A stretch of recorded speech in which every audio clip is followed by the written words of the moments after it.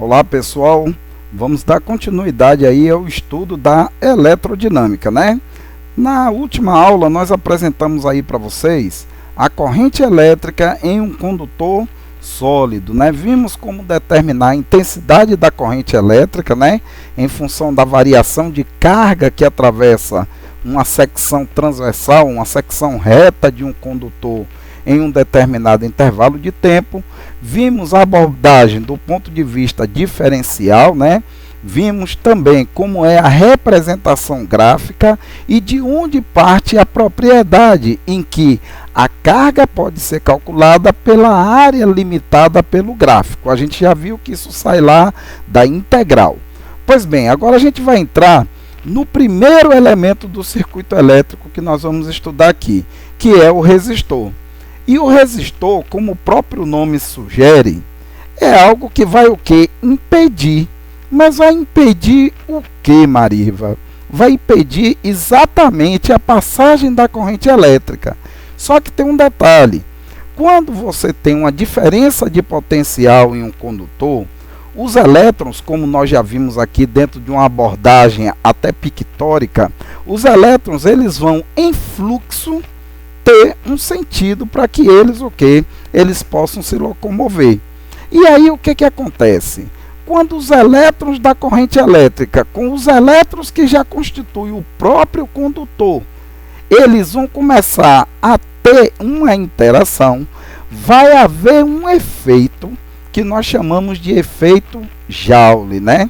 Então, um dos efeitos gerados pela corrente elétrica é esse efeito térmico que a gente chama de efeito Joule. E aí a resistência elétrica, ela é uma das grandes responsáveis por isso. Então, quando a gente fala de dissipação de energia na forma de calor, a gente está se referindo diretamente a essa propriedade associada também ao condutor, que é a resistência elétrica. E essa resistência elétrica, e aí eu já vou apresentar aqui para vocês, como que vocês vão identificar um resistor em um circuito.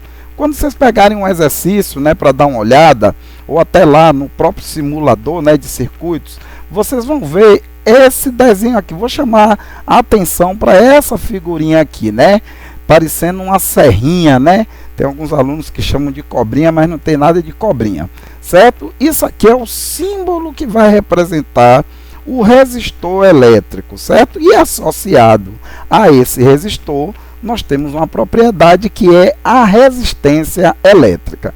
Como nós já vimos anteriormente também, só haverá corrente elétrica fluindo nesse condutor se houver o quê? Uma diferença de potencial. Lembrar, como eu falei para vocês, desde o final da eletrostática a gente vai representar a diferença de potencial pela letra U.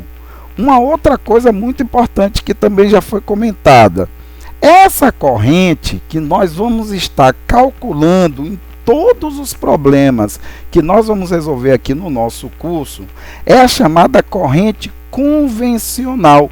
Como foi solicitado a vocês, né, fazerem uma pesquisa sobre o que era corrente de sentido real, corrente convencional, corrente contínua, corrente alternada, como a gente já viu inclusive na simulação da indução eletromagnética, certo? Essa corrente é a corrente convencional.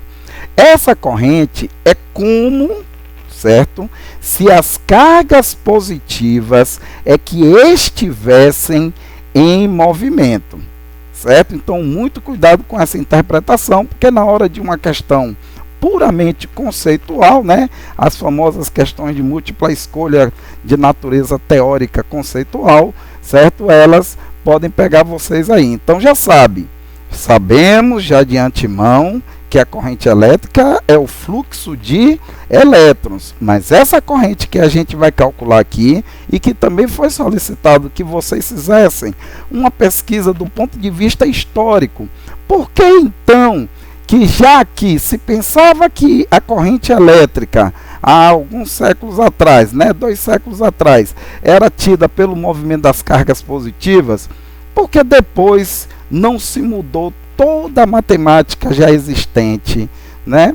Isso porque tanto o próton quanto o elétron, eles apresentam o que? A mesma quantidade de carga elétrica. Então, a gente utiliza o mesmo referencial e vamos chamar essa corrente agora de corrente o quê?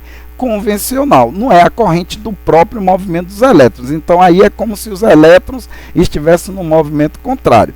Mas para efeito de cálculo, a gente não vai precisar se preocupar tanto com isso, só para efeito de natureza conceitual. Então essa é a corrente convencional. E aí já tem uma coisa importante que nós vamos convencionar aqui. Por quê? Porque mais adiante a gente vai estar, certo, resolvendo circuitos elétricos. E aí nós vamos estabelecer uma convenção aqui.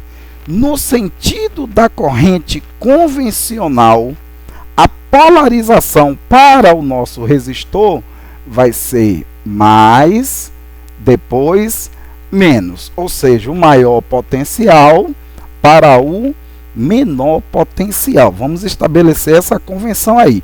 Mais adiante a gente vai entender um pouco mais sobre essas convenções que vão ser utilizadas nas chamadas leis de Kirchhoff. Muito bem.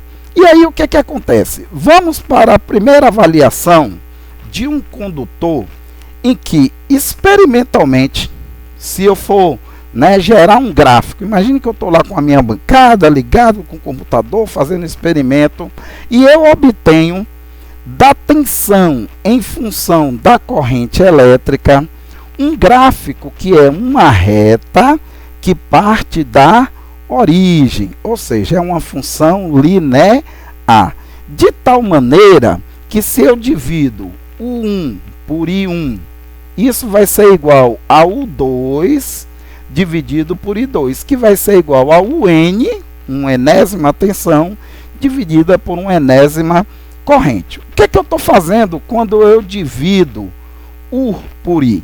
Eu estou dividindo desse triângulo aqui, eu estou dividindo o cateto oposto ao ângulo θ, por quem? Pelo cateto adjacente ao ângulo θ.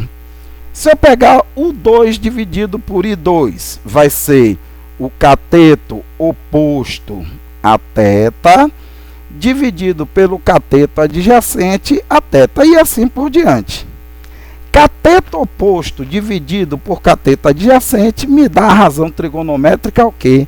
Tangente. Então, do ponto de vista matemática, eu posso dizer que a tangente da inclinação da reta é igual a U1 sobre I2, claro, eu estou estabelecendo aqui esses valores, que vai resultar numa constante de proporcionalidade que eu vou chamar de R. É claro que se você me perguntar bem assim, ô Mariva, mas espera aí, tangente não é uma grandeza da matemática?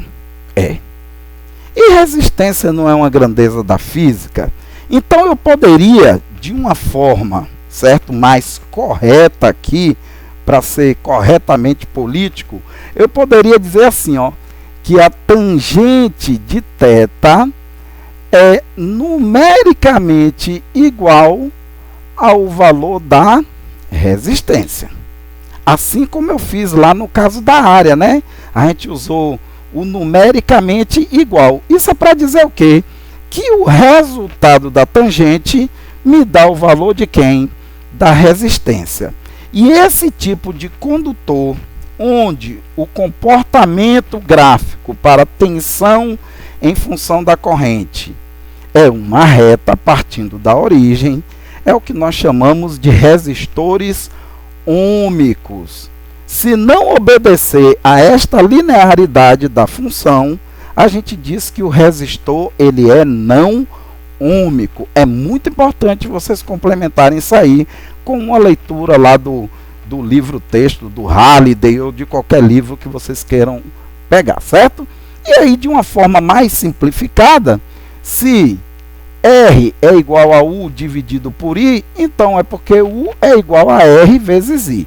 A gente já vai ver mais adiante, né? Vamos ver mais adiante, já não. Vamos ver mais adiante, que na realidade, quando eu tenho mais de uma resistência, isso aqui a gente vai chamar de resistência equivalente, ou a resistência total, ou a resistência resultante, tá bom? É muito mais comum se utilizar o termo resistência equivalente. E aí a unidade no sistema internacional, todo mundo lembra, né? É só pegar quem eu quero, então se vai ser U dividido por I. Tensão é volt, né? Como já foi visto em aulas anteriores. Corrente é o ampere, se escreve ampere, a gente pronuncia ampere. E o volt dividido por ampere é o que nós chamamos de ohm, em homenagem ao físico George Simon Ohm. E a letra que vai representar a unidade de medida ohm é a letra grega ômega, tá ok? Aqui é o ômega maiúsculo, vocês já viram, né? Talvez lá em Física 1, o ômega, né? Parecendo um Wzinho, representando a frequência angular, mas aqui é o ômega maiúsculo, tá ok? Então isso quer dizer que a primeira lei de Ohm, ela fala exatamente de quem? Da resistência elétrica. Muito bem. E aí vamos para a segunda lei de Ohm. Imagine novamente que eu tenho um condutor, e aí esse condutor ele tem um comprimento L, ele tem uma espessura, né? Uma área, né, de secção transversal, que eu vou representar aqui por A. E aí, o que é que nós analisamos também do ponto de vista experimental? Que quanto maior for o tamanho do condutor, mais dificuldade a corrente vai ter para chegar lá ao seu destino. Então isso quer dizer o quê? Que se eu aumento o comprimento do condutor, eu aumento a resistência elétrica. Então a resistência elétrica é diretamente proporcional ao comprimento do condutor. Ah, mas Mariva, e se o condutor eu colocar ele mais espesso, ou seja, mais grosso, vai poder passar mais ou menos elétrons por ali? Vai passar mais. Então isso quer dizer que a resistência elétrica é inversamente proporcional à espessura do condutor. Quanto mais grosso for o condutor elétrico, né, mais espesso, para usar uma linguagem mais técnica, né, mais formal, menor vai ser a resistência. É aquela história, você tem uma porta de 1 metro, né, de largura para passar 100 pessoas. Tudo bem, vai tentar passar, mas se a porta tivesse 10 metros de comprimento, de largura, 10 metros de largura, poderiam passar mais ou menos pessoas. Então aí está a resposta. E aí do ponto de vista matemático, né, nós já vimos que o quê? Grandezas que são diretamente proporcionais, a gente tem numerador e denominador. Se uma de um lado da igualdade figura no numerador e a outra do outro lado da igualdade também está no numerador, como é o caso do R e do L, é porque são diretamente proporcionais. Agora olha o A. O R está no numerador. Aqui é R sobre 1. Então o R está no numerador. O A, por sua vez, do outro lado da igualdade, está onde? No denominador. Então são grandezas o quê? Inversamente proporcionais. Então a resistência é diretamente proporcional ao comprimento do condutor. Quanto maior for o comprimento, maior é a resistência elétrica. E inversamente proporcional à espessura do condutor, a área da secção transversal da secção reta do condutor. Mas quando a gente fala de grandezas direta e inversamente proporcionais, como a gente já falou aqui, tem que aparecer o quê? Uma constante de proporcionalidade. Essa constante de proporcionalidade, no nosso caso aqui agora, está sendo representada pela letra grega Rho. Isso aqui não é um P, tá bom? Não é um P não. E nem é uma outra coisa aí que ninguém sabe o que que é. Isso aí é a letra grega Rho. E essa letra grega Rho, ela representa para a gente aqui a resistividade elétrica, certo? Do meu condutor. Então o que que acontece? A primeira lei fala sobre a resistência elétrica e a segunda lei ela vai falar sobre a resistividade elétrica. Tanto uma quanto a outra tem propriedades importantes que estão associadas inclusive com a temperatura.